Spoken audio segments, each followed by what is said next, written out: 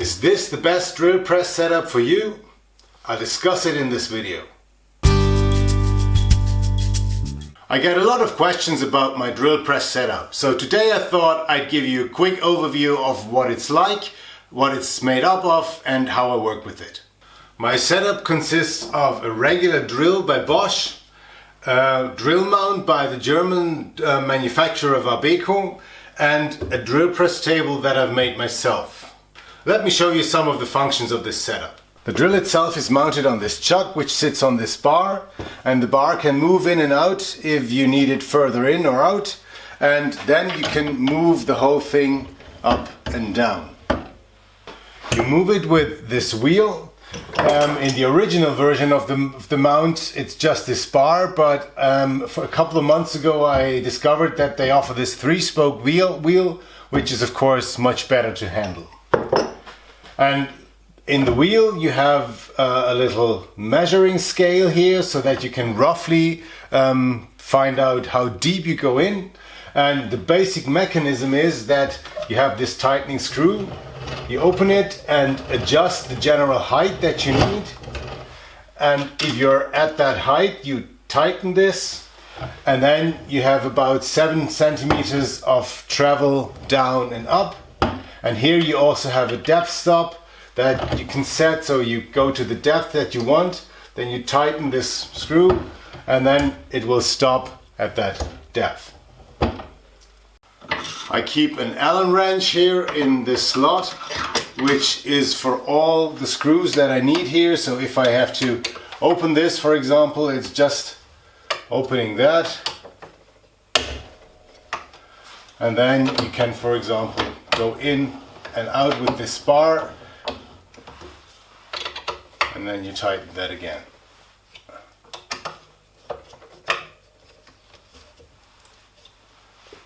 It's the same with this chuck. If you open these 2 screws, you can set the drill at an angle and even drill horizontally.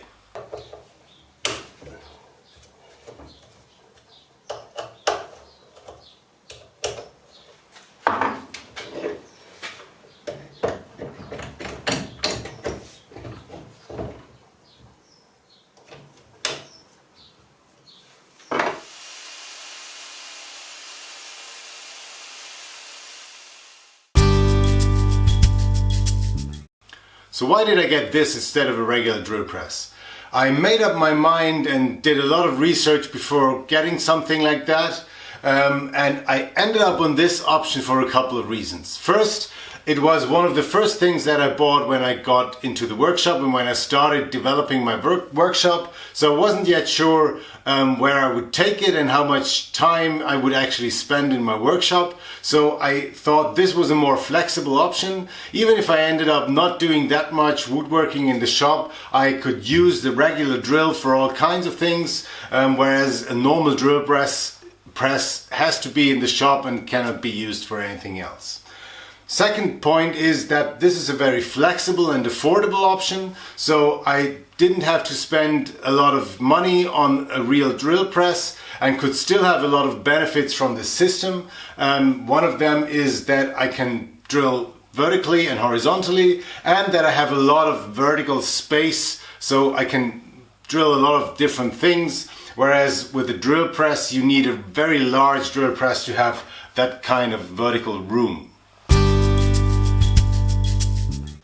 I like about this setup that it's flexible, it's easy to use and to adjust, and it does what it should. There are a couple of things that I don't like about it. One is that it's a little less elegant than a real drill press. So obviously a nice drill press is just a little more elegant and looks nicer and is probably a little bit easier to use and handle. For example, switching on the drill here, you have to switch it on, then press that button so that the switch stands in, and you need a drill obviously that has a lock on the switch so that it keeps running even if your finger is not on the switch. That's one point.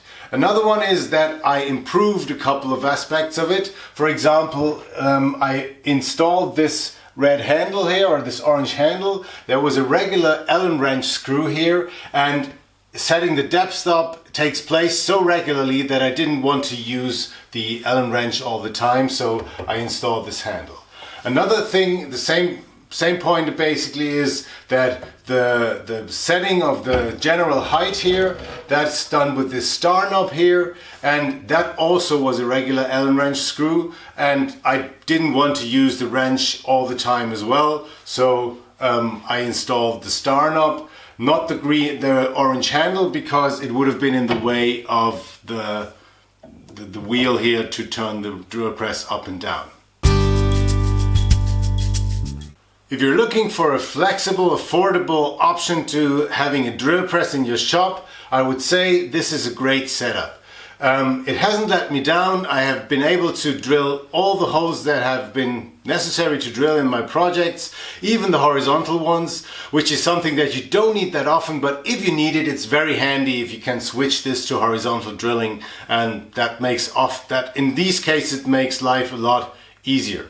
If you're looking for a very elegant solution that looks nice and is perfect in its handling, then this is probably not for you. You have the cable here, you have the switch, which is not as easy to handle as in a regular drill press. So if you're looking for the perfect solution, this is not it. If you're looking for flexible and affordable, that's a great option here.